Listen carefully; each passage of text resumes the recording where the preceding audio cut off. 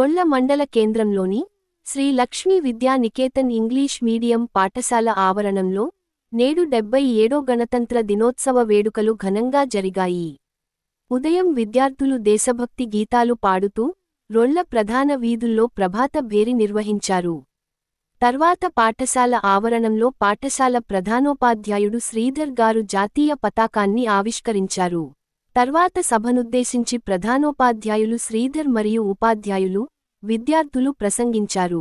తర్వాత జరిగిన సాంస్కృతిక కార్యక్రమాలు ఆకట్టుకున్నాయి. జాతీయ గీతంతో వేడుకలు విజయవంతంగా ముగిశాయి. అందరికీ ఈరోజు 77వ గణతంత్ర దినోత్సవ శుభాకాంక్షలు.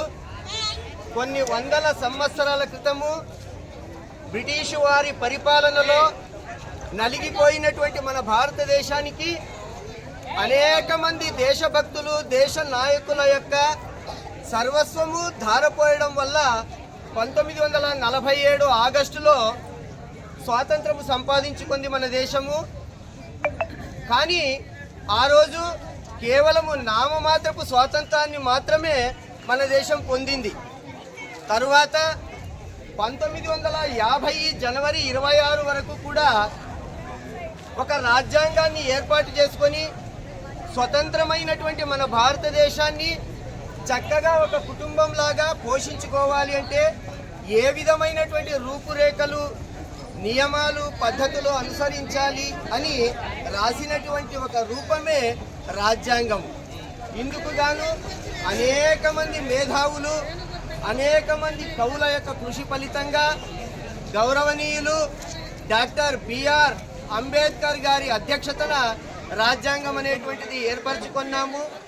ఆ రోజు ఆయన రాసినటువంటి ఆ రాజ్యాంగాన్ని అనుసరించే ఈ రోజు వరకు కూడా దేశంలో అత్యున్నతమైనటువంటి కార్యక్రమాలన్నీ జరుగుతూ ఉన్నాయి.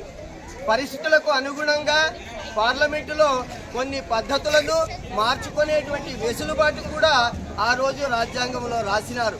కాబట్టి ఈరోజు ఈ స్వతంత్ర భారతదేశాన్ని అందరూ కలిసికట్టుగా కాపాడుకుంటూ భవిష్యత్తులో దేశము ఇంకా అభివృద్ధి చెందాలి, ప్రపంచ దేశములోనే ఒక అత్యున్నతమైనటువంటి దేశంగా. ఎందుకంటే ఒకప్పుడు భారతదేశాన్ని అపోలో కంట్రీ అనేవాళ్ళు. అపోలో అంటే అతి సంపన్నమైనటువంటి దేశము. కానీ మధ్యలో కొన్ని దుష్ట శక్తుల ప్రభావాల వల్ల తగ్గింది. కానీ ఇటీవల మళ్ళీ అది అపోలో కంట్రీగా చేరుకోవాలని, దీనికోసం అందరూ కృషించాలి అని కోరుకుంటూ సెలవు తీసుకుంటున్నాను. జై బోలో భారత్ మాతాకి, జై బోలో భారత్ మాతాకి, జై బోలో భారత్ మాతాకి.